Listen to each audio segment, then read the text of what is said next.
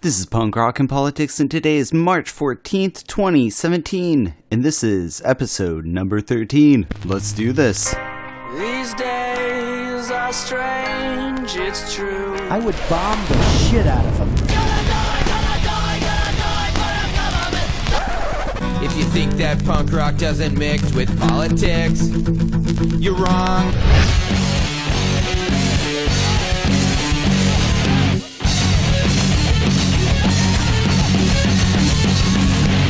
Welcome to Punk Rock and Politics. Today we're talking to singer-songwriter Zach Ward about his solo project titled Used to Be Me. Then we'll talk about gentrification in Denver, the Simpsons-Trump connection, and we question what does the Democratic Party stand for now that Trump has won the election. All that and more on today's Political Mosh Pit. But first, let's get to the news of the week.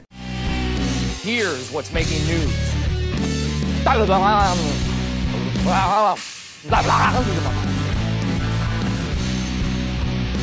We agree on repeal, but we don't agree on replay. Colleagues already coming out against the House Republican plan. Is this proposal dead? Yes, it's dead on arrival.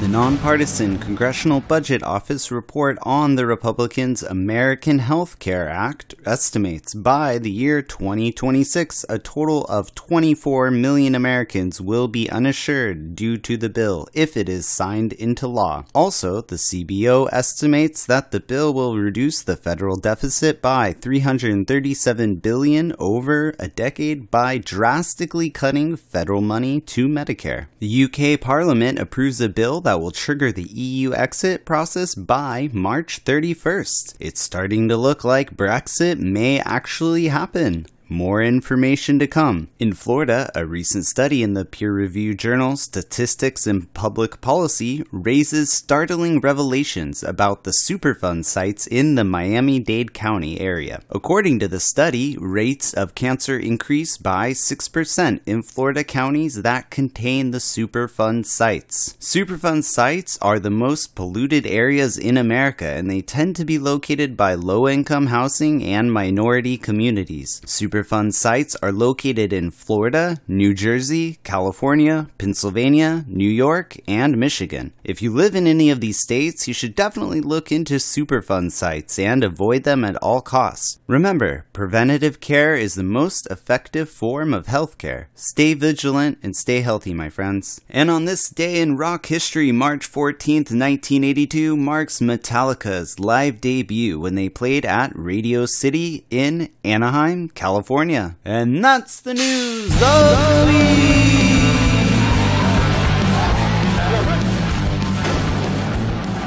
Zach Ward has been irresponsibly romanticizing pain through music for a decade. Armed with self-awareness and a sincere animosity towards his own ironic detachment, he's come to the grim conclusion that music is the only thing he's fit to do professionally, as well as the worst choice of a profession imaginable. After a series of stints in various bands, he started Used to Be Me, a solo project. His songs are known to cross genres according to mood and sloppiness according to alcohol intake. He's a product of his time and environment, and so is Used to Be Me. We are able to talk to Zach Ward about his music, but first, let's hear one of his songs. Here's Glue by Used to Be Me. I'm getting sick of this goddamn dream about the said she sent a magazine with her vile Weinstein smile, putting all our naive plans on trial. And it's fine to fall apart again, to waste my time, cause it's mine to waste my hour when I feel inclined. She's a glue that holds me together, but I'm the glue that she huffs when I let her in. Last night she didn't even call. Stumbled on with my mind on a time bomb, fell asleep with my shoes and the lights on. This time I didn't dream at all. Her sting is on my lips. Tomorrow's gonna be a bitch, cause she came around, so it goes around. Let's go when I wake, when I apply the brakes, yeah. What'll happen if I just can't slow down?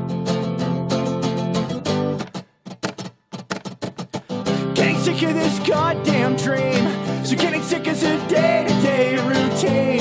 And I'll purge my pride with hers and those two purple lips I don't deserve. Cause it's wrong to wait awake all night by a time bomb till she's gone to write another stupid breakup song. She's a glue that holds me together, but I'm the glue that she huffs when I let her in. Last night she couldn't even breathe. Waking up in the driveway is a far cry from the pride of the Lord of the barflies. Next time I'll beg her not to leave. Her sting is on my lips. Tomorrow's gonna be a bitch, cause she came around, so it goes around. Let's go when I wake, when I employ the brakes, yeah. What'll happen if I just can't slow down? What'll happen if I just can't slow down? What'll happen if I just can't slow down? So that was Glue by Used to Be Me is a interesting project. We have Zach Ward here, the main artist from the band. Hey, what's up, Zach? Think politics. Thanks for having me. Yeah, definitely. So tell us about what's up with Used to Be Me. It's you're making some music. Yeah, it's I'm in another band here in Denver called Break the Joke. It's a pop punk band, but Used to Be Me is the more acoustic folk punk kind of stuff that I want to do on the side. So it's kind of like your independent, your little side project type thing for you? Yeah. Right now it's just me. I have a buddy in Maine, which is where I grew up, which is sort of the double entendre with Used to Be Me, because ME is the abbreviation for the state of Maine.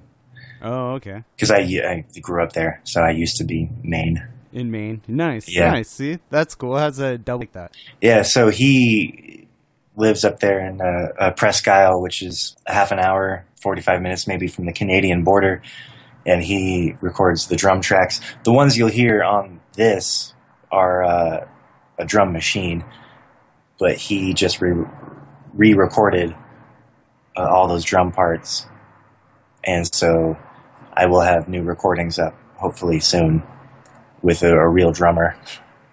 Cool.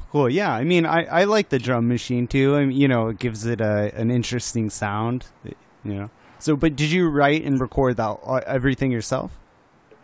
Yeah. Okay. So far it's all just me. Cool. And you're located in Denver, Colorado, right? Yep. Cool. So how's the scene out in Denver? It's tight knit. It's I feel like it's genre driven. If you're a punk rocker, you know all the other punk rockers, and if you're into prog rock, you know the other prog rock guys. So it's a pretty diverse scene, but once you get into a specific genre, it becomes smaller, if that makes sense. Right. Yeah, it's kind of like like you said, tight knit, smaller scenes within a larger scene. So, yeah, which is it's cool when you get to know people, and then you go out and see that you make friends. You see the same people over and over, and it's not as if I imagine other scenes are so vast that you just don't get to make friends as quickly. Yeah, you kind of it creates a small little community almost. Yeah. Cool. Right on. Well, let's check out one more song, and then we'll get to talking about some punk rock and politics. So sounds good. Yeah, here's Rue by Used to Be Me. I once met this fashion model whose center of gravity was a bottle that he sucked in between his stories of well-bred white trash wanting glory, and he called upon the proof of his feats, called his girlfriend things I won't even repeat, and as he stood erect, he was nothing less than a monument to lack of self-awareness.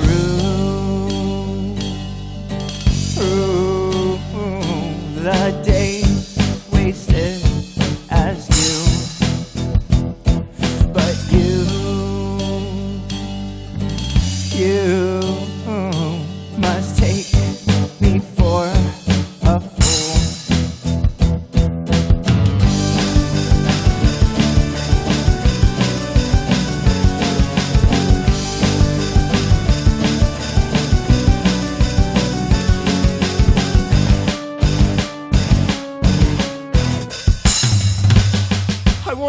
this starving artist who painted her heart on her lips like a target, and she danced to the ruin she left, bathed in rays of vibrant accents bursting from behind the clouds, frothing and charging static around, brown eyes that sang with glee. Do you want to set the world on fire with me? I rue the way you fade to gray, but you should tell the truth someday. You're like a car crash, flashing lights and broken glass. It's difficult to see, but even harder not to stare. And you're like a car crash, just a glance before I pass. It's difficult to see, but easy to not care. Running out of gas on the interstate, moving as fast as your wine intake. You're fragile and cracked and too opaque, like windshield glass in the freezing rain. On the overpass, you'll lock your brakes, and when you make contact with this license plate, your bodies will be wrapped around each other like snakes, and you'll take your last nap in the shoulder lane. Running out of gas on the interstate, moving as fast as your wine intake. You're fragile and cracked and too opaque, like windshield glass in the freezing rain. On the overpass, you lock your brakes, and when you make contact with this license plate, your bodies will be wrapped around each other like snakes, and you'll take your last nap in the shoulder lane. Running your life in a car crash, flashing lights in your broken glass. It's difficult to see, but even harder not to stare at. You're like a car crash, just a glance before I pass. It's difficult to see, but easy to not care. You're like a car crash, flashing lights and broken glass. It's difficult to see, but even harder not to stare at. You're like a car crash, just a glance before I pass. It's difficult to see, but easy to not care. So that was Rue by Used to Be Me, and I have Zach musician who wrote and recorded all of that, all done by Used to Be Me by himself. So now, Zach, we're going to get into the political mosh pit. And one issue that's on in Denver. Do you tell us about that? Yeah, so I mean, just observational and anecdotal. If I cite facts or numbers, they're going to be a couple years old or hearsay.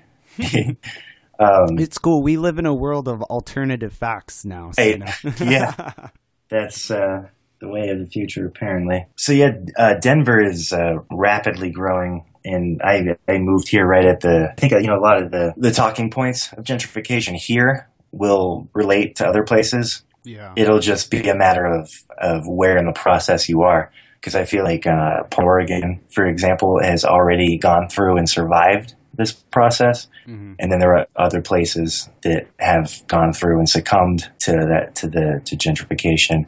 Yeah, definitely, especially on the East Coast. I know there's a lot of cities that have really gone through a shift. Yeah, which is where I'm from originally. But the population of Denver is expected to expand by, and here's a number, 400 to 500% over the next, 50% per year? Yeah, that's quite a bit. That's a huge increase. And that's just from tourists and people moving, moving in there. And legalized weed, yeah.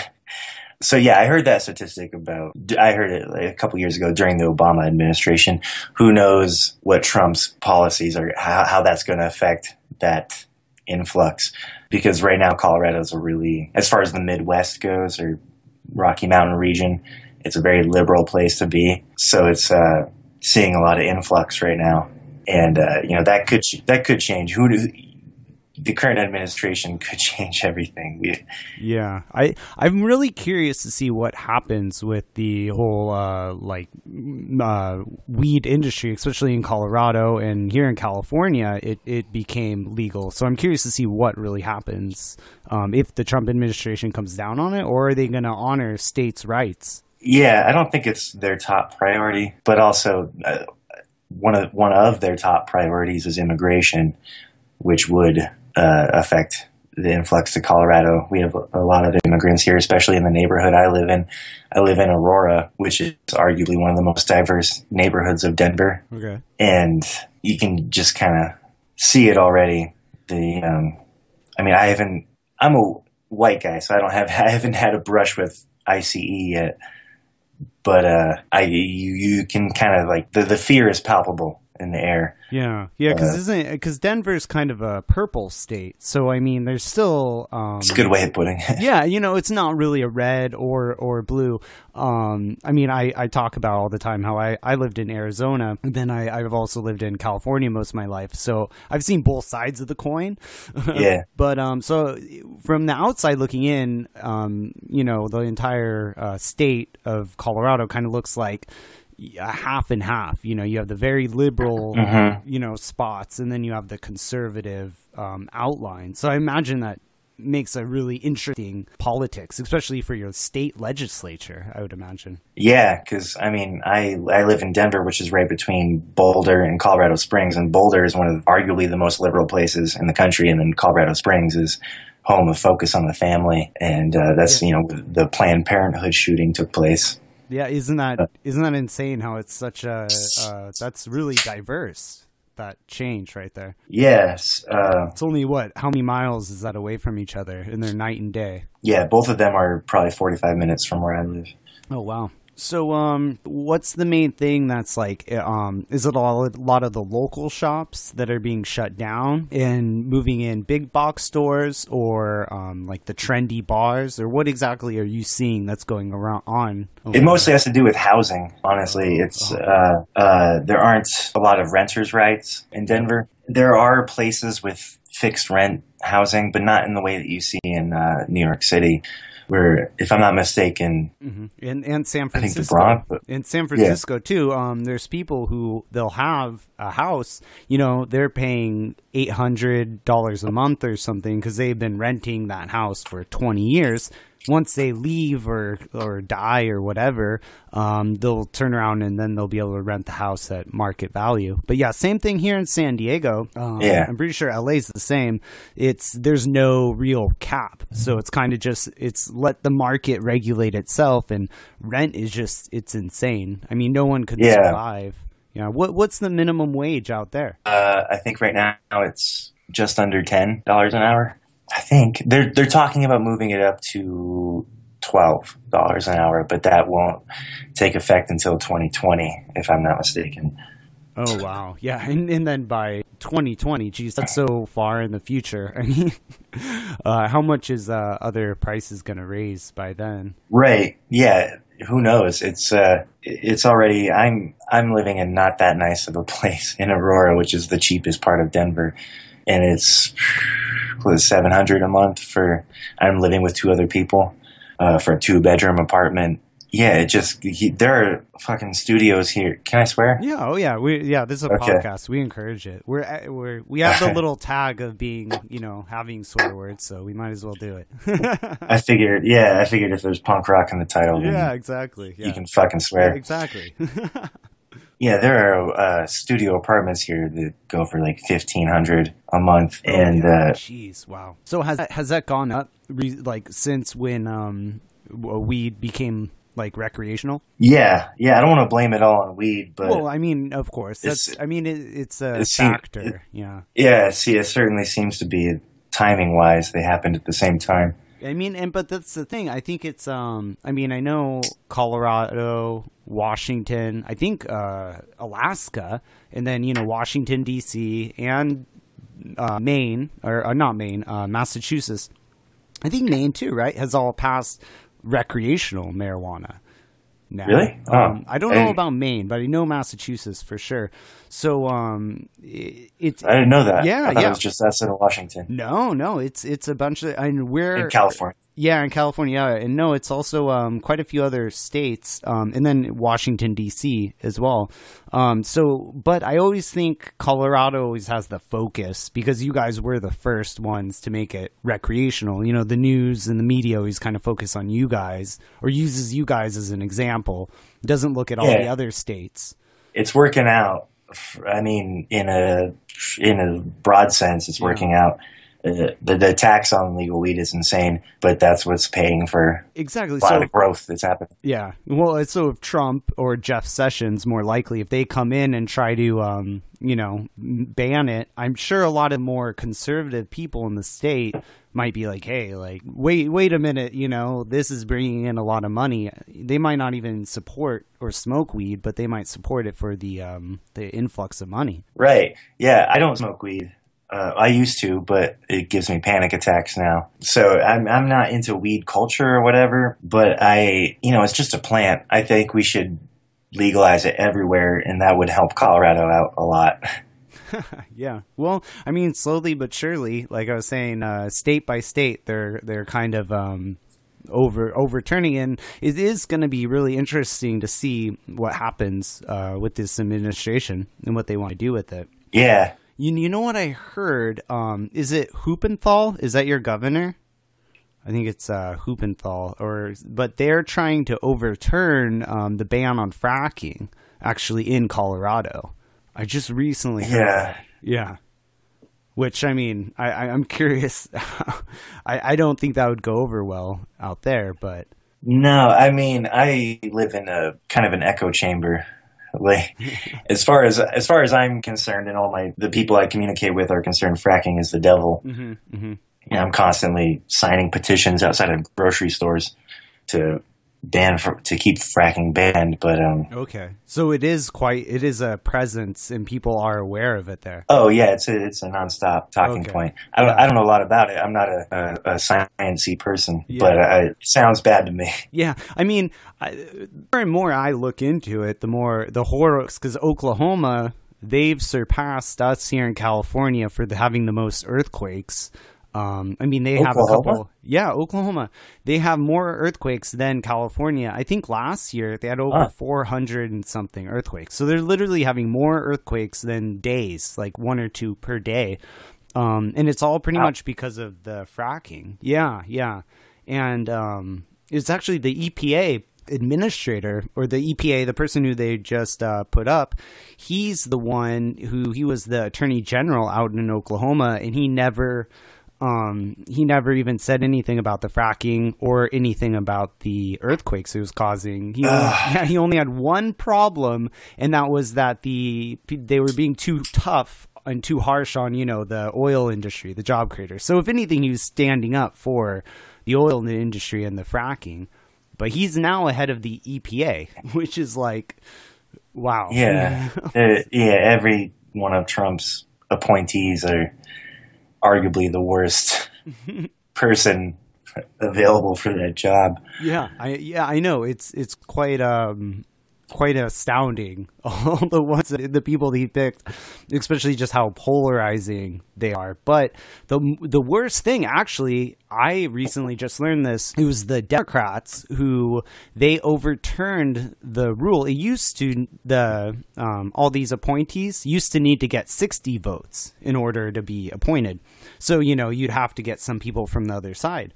But I think it was in 2010 or so, or it might have been earlier. But the Democrats actually changed the rules, and they changed it instead of 60 down to 50. And then if it's a tie 50-50, then the vice president breaks the law.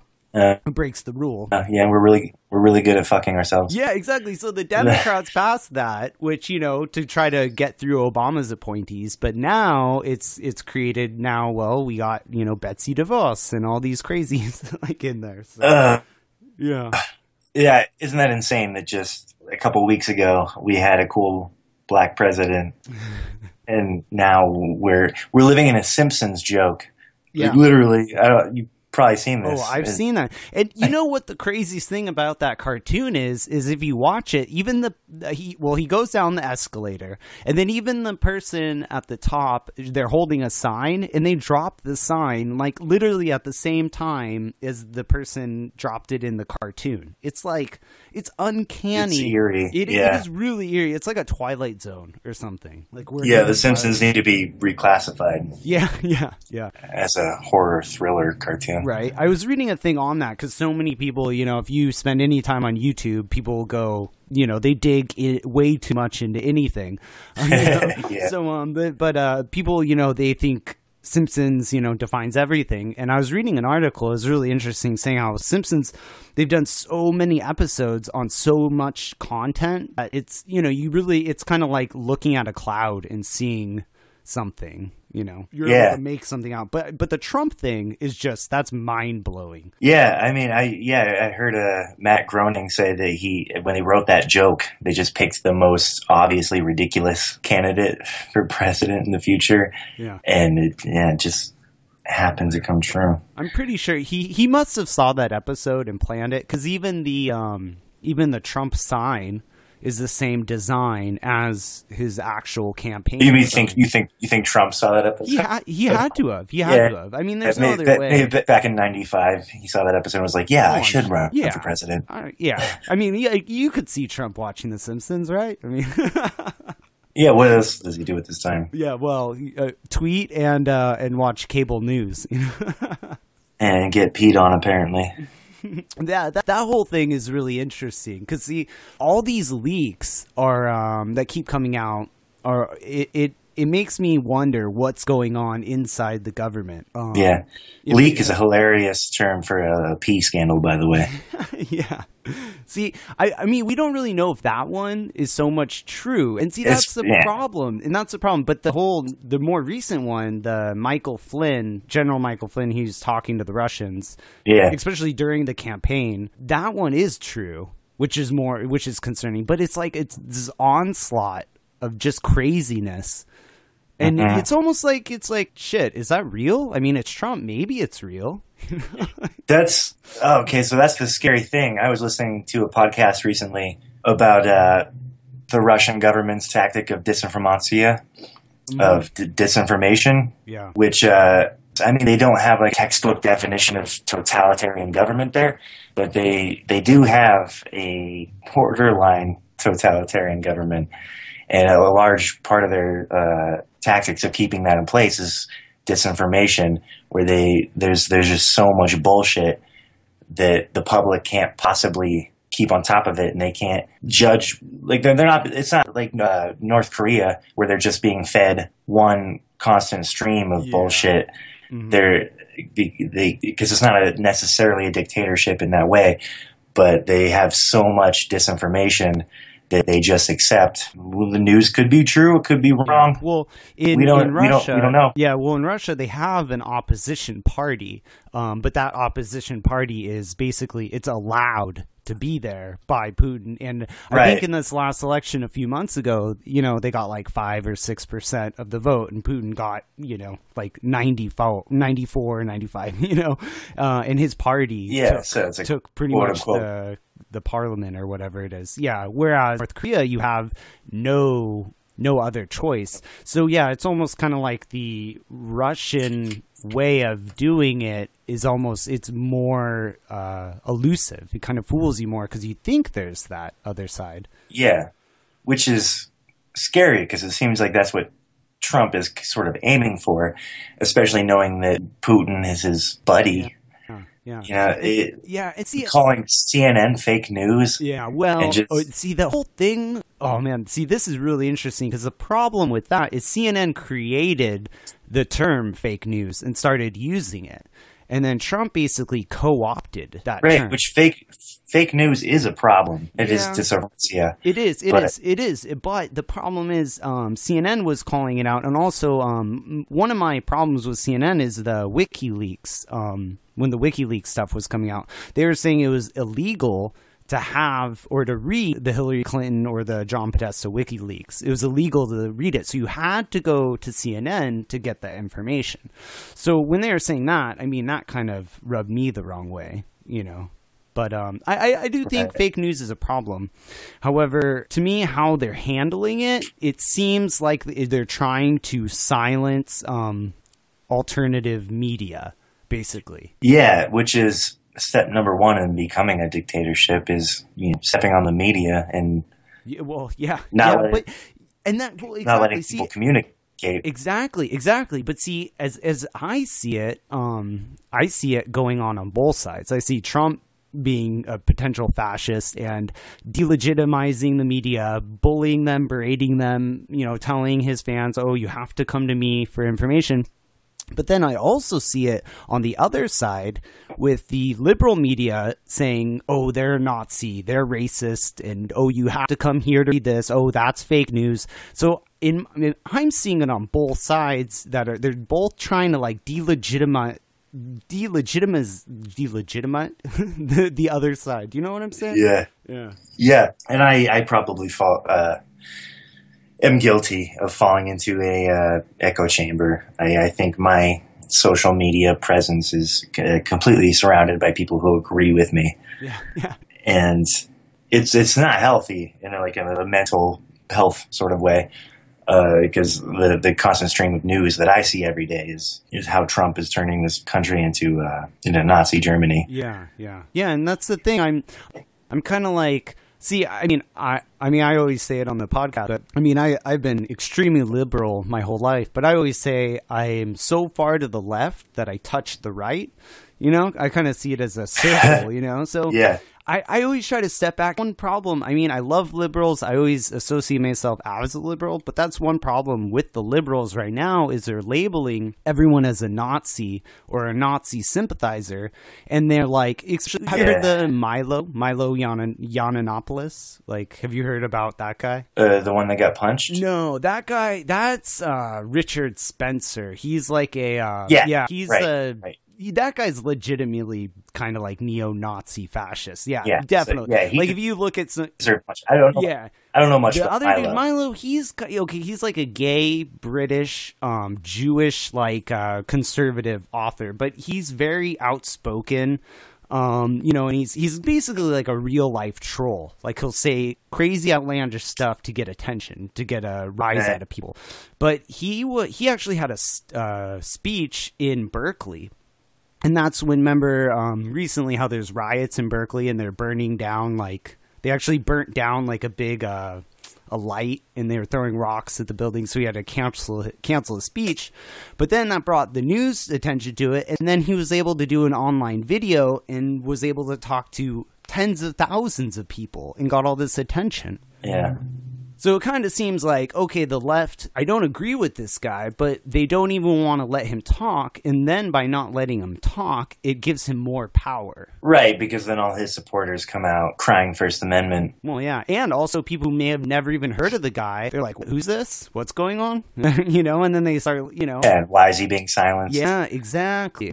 So I kind of see it going on both sides, just in different ways. And I mean, I think when we get to a certain point when we're talking about Nazism and fascism for real, then we do need to stand up and punch some motherfuckers in the face.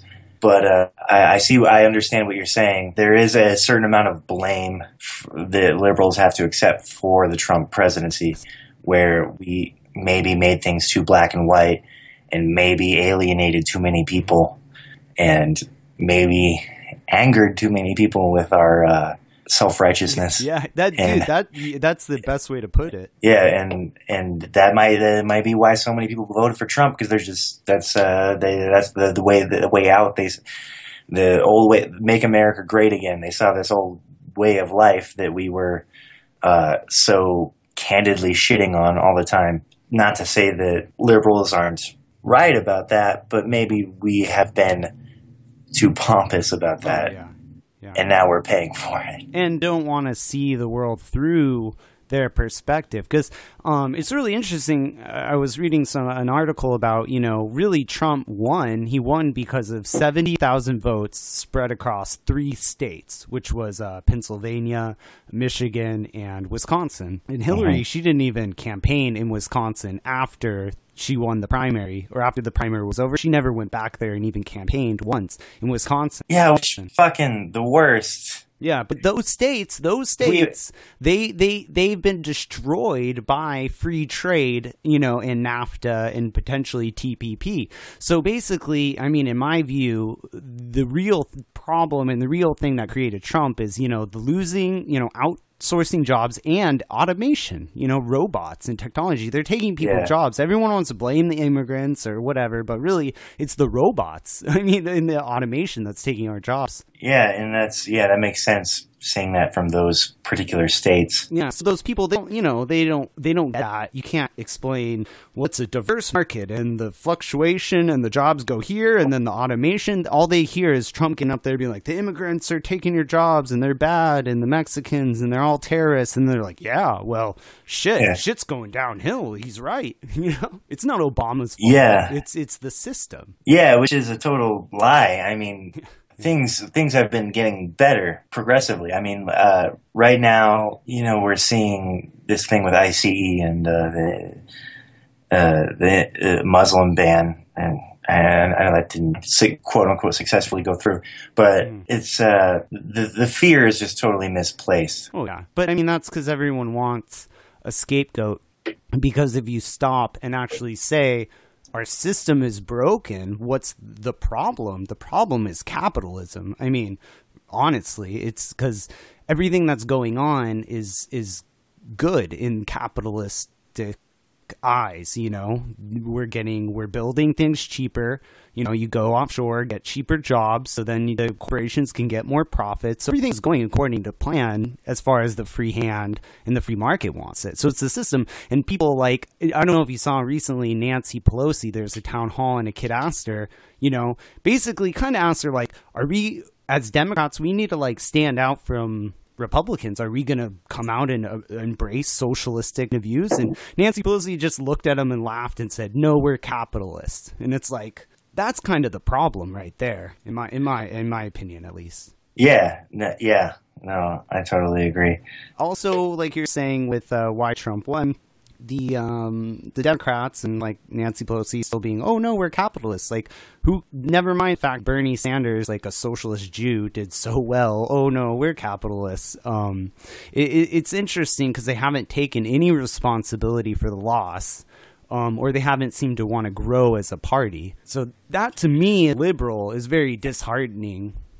They don't want to change or accept the fact that, well, we're just being neoliberals and, going with the system and the status quo. They don't want to actually do big changes. Yeah, it's I saw a lot of heartbreak after Trump won from my I have people close to me who were Bernie supporters who then defected to Trump when Bernie was no longer an option. Oh, yeah. And I think, speaking to why Trump won, it's kind of, I think a lot of people just wanted to see the system be shaken up. Yep. And Bernie would do that in one way. And when they no longer saw that as an option, they thought Trump would do it in another way. Yeah. Yeah, I mean, I went to Jill Stein, but I mean, I could totally understand why someone could go to Trump. It's basically like giving a big fuck you to the establishment, essentially. Yeah, but not in any sort of productive way. It's like burn down the system. It's it's very. Yeah, the silver lining I saw in a Trump presidency would be that maybe the revolution would happen, or World War III, and all my college debt would be erased by a world war. Yeah, that's not a good positive. Yeah, I mean, in a way, the only positives that I really saw about the Trump presidency would be building infrastructure and actually rebuilding America, since he's a quote unquote builder, if he would do that. Or the other thing is getting people protesting, getting them woke and getting them out on the streets and getting them involved in activism, which is happening. Yeah, that is happening. Yeah, and that's another thing. I mean, I've been a really critic of Obama's war policy and how it was just basically a continuation of Bush. And a lot of the liberals, they've been nowhere to be seen, you know, but then now they're coming out. And that's like, where have you been for the last 8 years? At least, you know, yeah. Right, yeah, just sitting at home going, it's cool, he's got it. Yeah, exactly. And or also being like, well, Obama's awesome. He's a liberal and he's a cool guy and he's he's obviously a good person. He's a great husband. You know, he's not like a crazy like narcissist like Trump, but he's still dropping bombs. He dropped bombs on countries. That was more than George Bush. You know, he's been arming quote unquote rebels who ended up being ISIS. So, you know, Obama isn't perfect. He's a continuation of Bush, but most liberals don't even want to admit that. And that's kind of like, well, I'm like, how do you have any right criticizing Trump if you don't want to point out the actual defaults, the problems with Obama? Yeah, I will. I'm ready and willing to admit that not everything Obama did was perfectly awesome. Yeah, but there's a lot of liberals who are in that world, you know, and or they're also in a world where they're just like, oh, Hillary's amazing and, you know, she should run again in 2020. There's no reason why, you know, the only reason she lost is because Russian hackers. That's it. Yeah. Oh, that's tell what I us was more about that earlier. Russian. That was really interesting. Well, I was just going to say that, I mean, as far as people to run against anybody, Democrats have been the worst at picking somebody to run against. Yeah. Hillary was...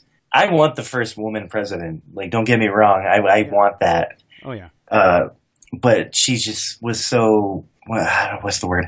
Establishment, status quo, you know? Like, yeah, it just was, to run against Trump, who represented breaking down the system and what does he call it? Draining the swamp? Yeah. Yeah, which he didn't even do that. Like, you know.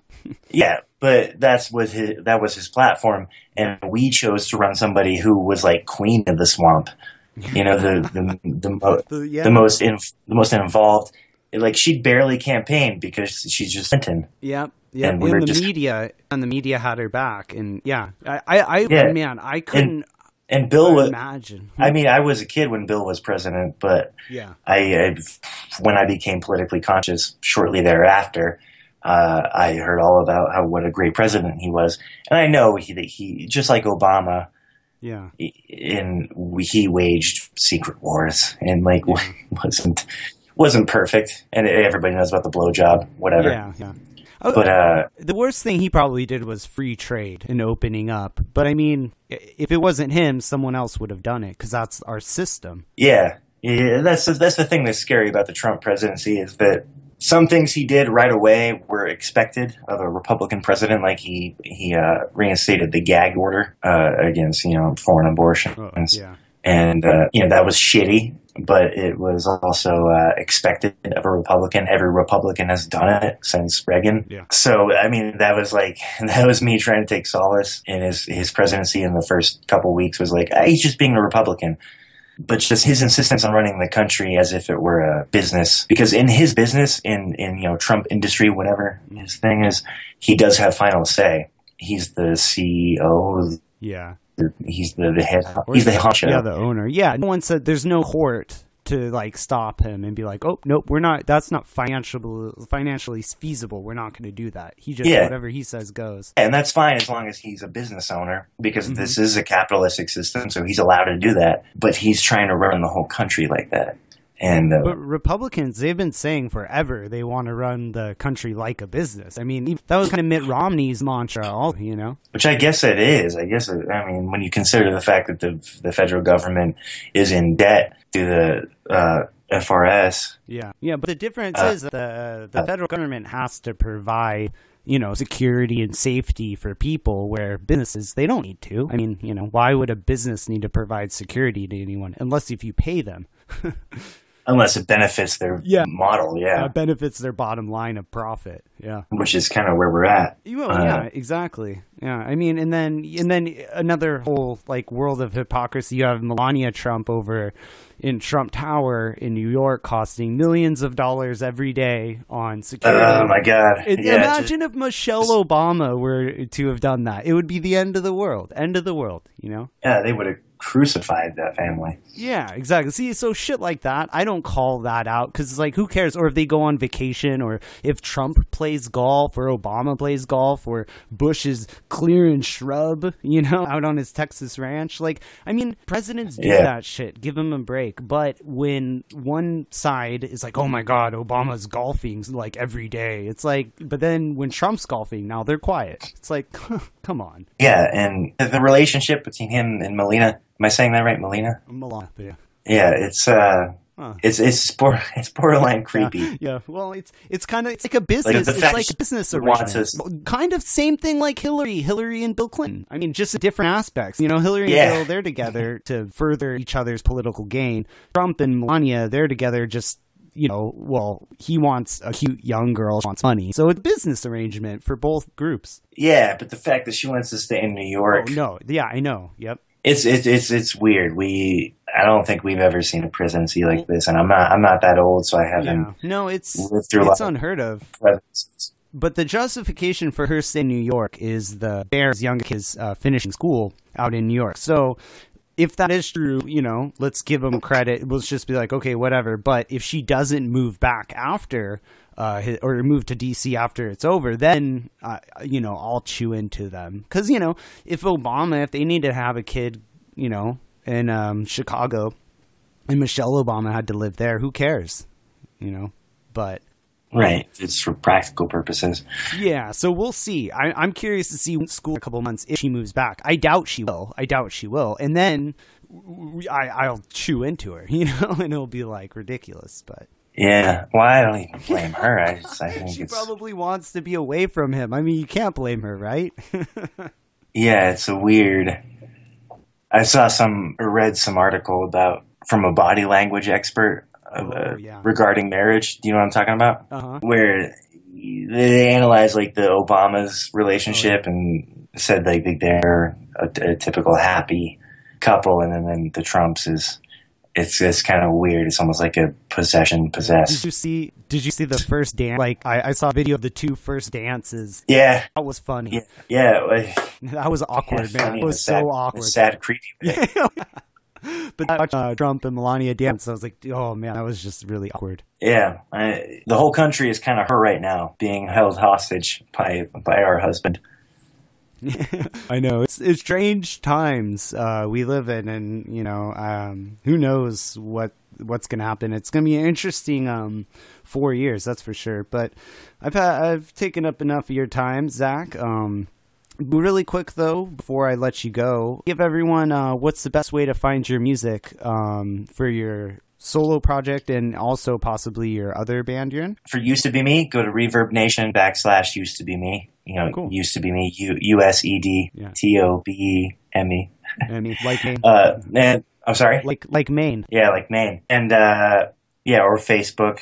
Just look up Used to Be Me on Facebook. My other band here in Denver is Break the Joke. Cool. So you can look up Break the Joke on Facebook or Reverb Nation. Sweet. Awesome. Well, thanks for stopping by here on Punk Rock and Politics. Thank you for having me. It was a fun time. So we're gonna hear one more by Zach Ward. His project title it's Used to Be Me, and the song is Nausea. Here it is. I had a pill and the rest of a checklist for breakfast, and left my own senses to peddle the wreckage. A culture class where Larry rested against my own chest like a permanent necklace. Where I was the justice that scribbled my sentence on checks that I sent to the guards of contentment, while a pestilence swept through the greater percentage, left but a vestige of hope for descendants. Brighton Boulevard is giving birth to pretty monsters, setting urban trends, sorting pop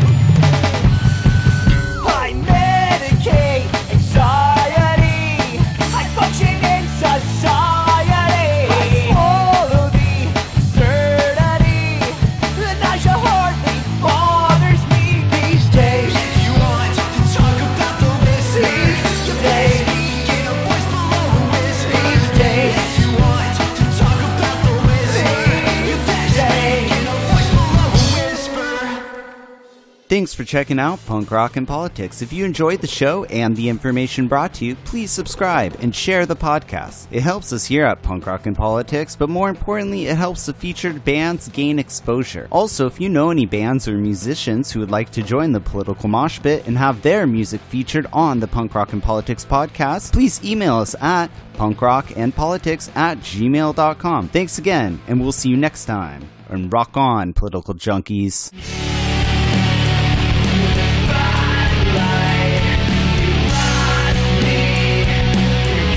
I think all our society is run by insane people for insane objectives. Doing a better job of talking to each other.